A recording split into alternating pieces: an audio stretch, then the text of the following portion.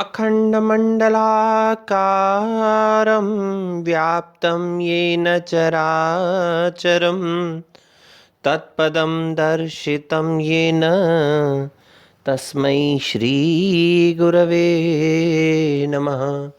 तस्मै श्रीगुरवे नमः। तस्मै श्रीगुरवे नमः। प्रिय विद्यार्थियों, कल हमने गुण प्रकरण में चर्चा करते हुए देखा था कि सुख और दुख की क्या परिभाषा है।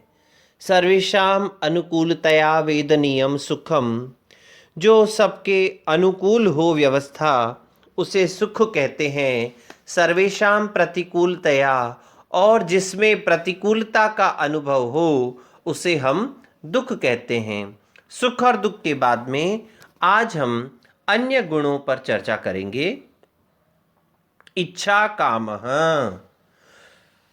क्रोधो द्वेषः, कृति प्रयत्नः, विहित कर्मजन्यो धर्मः, निषिद्ध कर्मजन्यस्तु अधर्मः, बुद्धि आदयो अष्टौ आत्ममात्र विशेष गुणा। बुद्धि इच्छा प्रयत्नाः द्विविधा, नित्याः अनित्याश्च। नित्या ईश्वरस्य, अनित्या जीवस्य। अब सबसे पहले हम देखें इच्छा कामः। जो इच्छा है वही काम है, इच्छा ही काम होती है। क्रोधो द्वेषः, क्रोध द्वेष है।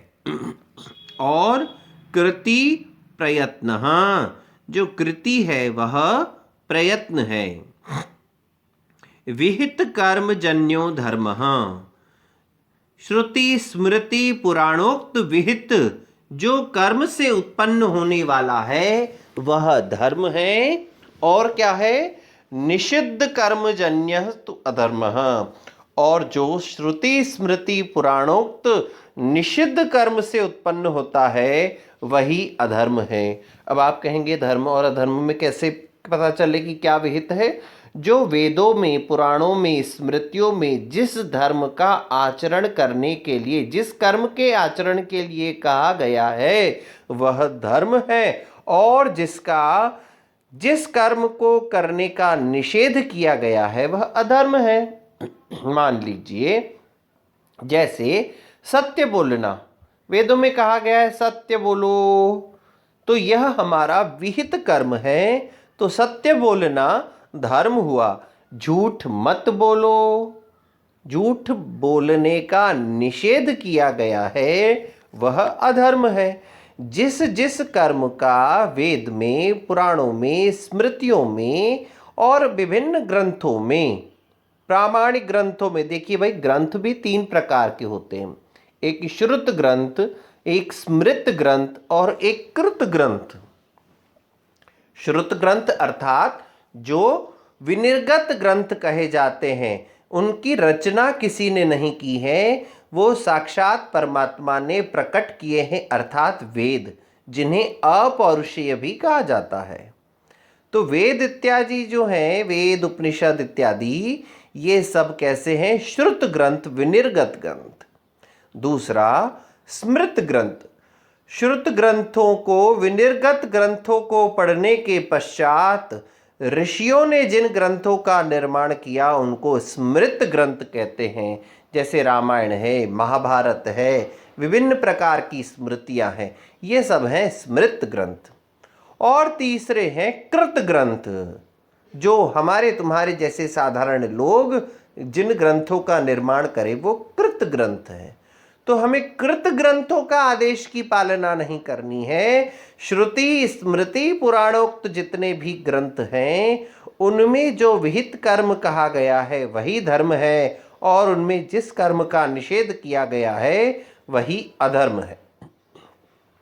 बुद्धि आदि 8 जो हैं वो आत्मा के विशेष गुण माने गए हैं, और बुद्धि, इच्छा और प्रयत्न जो है वो 2 प्रकार के होते हैं, नित्य और अनित्य। अब बुद्धि भी नित्य है और अनित्य है। इच्छा भी नित्य है और अनित्य है, और प्रयत्न भी कैसा है, नित्य है और अनित्य है। जो नित्य बुद्धि, नित्य इच्छा और नित्य प्रयत्न होते हैं वो ईश्वर के होते हैं, जबकि अनित्य बुद्धि, अनित्य इच्छा और अनित्य जो प्रयत्न होते हैं वो जीव के होते हैं। मान लीजिए हमारी बुद्धि ने आज एक काम करने का निर्णय लिया, लेकिन जैसे ही कुछ परिस्थिति में परिवर्तन हुआ, वह बुद्धि क्या कर देती है, उस काम को करने के निर्णय का त्याग कर देती है। तो इसका मतलब हमारी बुद्धि कैसी रही, अनित्य रही। आज एक बात कह रही है, कल दूसरी बात, लेकिन परमात्मा की बुद्धि हमेशा नित्य रहती है। दूसरी इच्छा, आज मुझे सफ़ेद रंग का कोई सूट खरीदना है, कोई शर्ट खरीदनी है, टी शर्ट खरीदनी है। बाय चांस किसी ने कहा कि अरे भाई सफ़ेद रंग क्या खरीदते हो, वो तो बहुत जल्दी मैला हो जाता है, काला खरीदो। मेरी इच्छा बदल गई, ठीक है, काला लेने के लिए। फिर किसी ने कहा अरे काला क्या लेना, उस पर बहुत जल्दी धूल मिट्टी दिखती है, आप पीला लो, पीला बहुत अच्छा लगेगा आप पर। ठीक है, मैंने निर्णय किया, मेरी इच्छा हुई कि मैं अब पीला वस्त्र धारण करूं। ठीक है, किसी ने कहा अरे पीला कैसे पहनते हो, अभी जैसे ही फरवरी का टाइम आएगा और सरसों के फूल खिलेंगे, पीले वस्त्र पर तो खूब मच्छर चिपक जाएंगे। और उसी समय मेरी इच्छा का त्याग कर दिया मैंने कि अब मुझे पीला भी। मेरी इच्छा बार बार बार बार बदल रही है, ये इच्छा हुई अनित्य। उसी प्रकार से प्रयत्न भी कैसा होता है, अनित्य होता है। लेकिन जी ईश्वर का बुद्धि हो, चाहे इच्छा हो और चाहे प्रयत्न हो, वो सदैव नित्य रहते हैं। और जीव मात्र के जो हैं इच्छा, बुद्धि और प्रयत्न सर्वदा अनित्य रहते हैं। आगे हम देखें संस्कार। संस्कारः त्रिविधः, संस्कार तीन प्रकार के होते हैं। वेगो भावना स्थिति स्थापकश्चेति।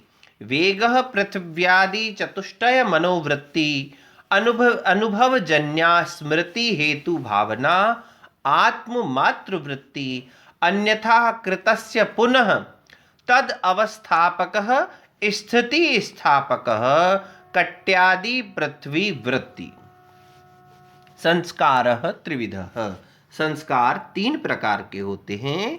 वेग पहला है वेग, द्वितीय है भावना और तृतीय है स्थिति स्थापकः च इति। और स्थिति स्थापक, ये तीन प्रकार के हमारे संस्कार माने गए हैं। वेग पृथ्वी आदि चतुष्टय मनोवृत्ति, जो वेग है वह पृथ्वी इत्यादि चार और मन में रहने वाला है। कैसे? पृथ्वी, जल, वायु, तेज और मन, इन पांच में वेग रहता है। अर्थात ये गति से रहने वाले संस्कार जो है, इनमें वेग नाम का संस्कार है।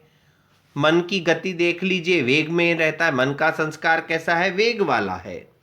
पिछली बातों को भी स्मरण करता रहेगा, आगे भी बढ़ता रहेगा, न जाने कहाँ कहाँ पहुँच जाएगा। जल को एक जगह छोड़ दीजिए, आगे अपने आप बढ़ना शुरू कर देगा।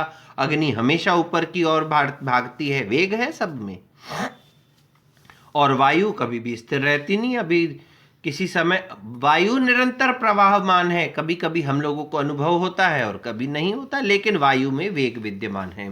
तो पृथ्वी, जल, तेज, वायु और मन, इन सब पांचों में कौन रहता है? वेग रहता है। अनुभवजन्या स्मृति हेतु भावना, अनुभवजन्य स्मृति का जो हेतु है वह भावना कहलाती है।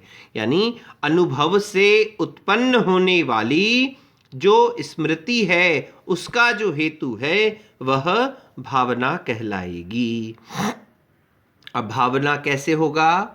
यानी हमने किसी वस्तु का अनुभव किया, कालांतर पश्चात उसकी हमें स्मृति हुई। इस अनुभव और स्मृति को हम आगे बुद्धि वाले प्रकरण में पढ़ेंगे। ज्ञात विषयम ज्ञानम स्मृति तद व्यतिरिक्तो अनुभवः। तो जो हमारे जाने हुए विषय का ज्ञान है वह स्मृति होती है, और जो नूतन विषय का हम ज्ञान प्राप्त करते हैं उसे अनुभव कहते हैं। तो अनुभव से उत्पन्न होने वाली स्मृति का जो हेतु है वह भावना हुआ करती है, और यह आत्म मात्र वृत्ति, यह केवल मात्र आत्मा में विद्यमान रहती है। अब हम देखें स्थिति स्थापकश्चेति। अन्यथा कृतस्य पुनः तद अवस्थापकः स्थिति स्थापकः। अन्यथा कर दिए गए किसी पदार्थ का पुनः तद अवस्थापकः, पुनः उसी अवस्था में स्थापित कर देना स्थिति स्थापक कहा जाता है। वो कैसे होता है संस्कार? संस्कार का तीसरा भेद स्थिति स्थापक। मान लीजिए हमको किसी पेड़ की डाली से कुछ तोड़ना, तो हम क्या करते हैं? कूद करके उस डाली का एक छोर पकड़ लेते हैं। अब जैसे ही हमने उसका एक छोर पकड़ा और उसमें से जो 2 4 5 10 पत्ते चाहिए, फूल चाहिए या फल चाहिए, वो तोड़ा, और तोड़ करके जैसे ही हमने उस डाली को छोड़ा तो डाली क्या करती है? वापस उसी अवस्था में चली जाती है। यही क्या होता है? स्थिति। अन्यथा किए गए की वापस किसी की जो स्थिति है उसको अन्यथा कर दिया जाए, दूसरी प्रकार से कर दिया जाए, तो पुनः उसकी जो अवस्थापना हो जाती है पूर्ववत की अवस्था में आने वाली को, कि संस्कार को स्थिति स्थापक कहा जाता है। और छोड़िए, ये देखिए साधारण सा उदाहरण है। हम लोग छोटे हैं थे तब रबड़ लिया करते थे हाथ में, और क्या करते थे? रबड़ का एक कोना दूसरा कोना लेकर के दोनों हाथों से उस रबड़ को खींचते थे। रबड़ की जो स्वाभाविक स्थिति थी उसको परिवर्तन किया, जोर से रबड़ खींचा और हमने वापस अपने हाथों को छोड़ दिया, तो क्या हो जाता था? वह रबड़ वापस उसी अवस्था में पहुंच जाया करता था। तो वही है, अन्यथा किए हुए का पुनः उसी अवस्था में स्थापित हो जाना ही स्थिति स्थापक कहलाता है, और इसकी कट आदि पृथ्वी में वृत्ति रहती है। कट इत्यादि में, जैसे चटाई। अब आप चटाई देख लीजिए, चटाई को कैसे जमीन पर रखा जाता है, स्पष्ट रूप बिल्कुल सीधा सीधा बिछा दिया, जैसे चादर बिछाई जाती है। अब चटाई को बिछाने के बाद में हम लोग बैठ गए, सब काम होने के बाद में हमने गोल गोल गोल गोल घुमा करके चटाई को वापस समेट करके रख लिया। अब समेट कर दिया तो वो क्या हो गया? उसका अन्यथा रूप कर दिया हमने, जो वो वैसी अवस्था में नहीं हुआ करती, लेकिन हमने उसका रूप क्या कर दिया? अन्यथा कर दिया। और अन्यथा करने के पश्चात वापस चटाई का एक कोना पकड़ करके और जमीन पर छोड़ दो, वापस चटाई उसी अवस्था में आ जाती है। तो यह क्या है? स्थिति स्थापक है। तो यह कट इत्यादि पृथ्वी में वृत्ति इसकी होती है। तो संस्कार 3 प्रकार का होता है: वेग, भावना, स्थिति स्थापक। वेग पृथ्वी आदि चतुष्टय और मन में रहता है। अनुभवजन्य स्मृति का जो हेतु है वह भावना होती है, वह आत्मा मात्र में निवास करती है, और अन्य प्रकार से किए गए का पुनः उसी अवस्था में स्थापित कर देने का जो संस्कार है उसे स्थिति स्थापक कहा जाता है। यह कट इत्यादि पृथ्वी में विद्यमान रहता है। इतना कहकर मैं अपनी वाणी को विराम दूंगा। कल हम एक बीच में छोड़े हुए बुद्धि प्रकरण पर, गुणों की बुद्धि नाम की गुण पर चर्चा करेंगे, और यह बुद्धि गुण सर्वाधिक महत्वपूर्ण है, क्योंकि इसी बुद्धि में आगे जाकर के बहुत अधिक विस्तार से आपको प्रमाण चतुष्टय तक पढ़ने को मिलेगा, और बुद्धि के क्या भेद आएंगे, क्या अनुभव रहेगा, क्या स्मृति रहेगी, फिर अनुभव के भेद, स्मृति के इत्यादि के भेद क्या क्या रहेंगे, इनके विषय में हम चर्चा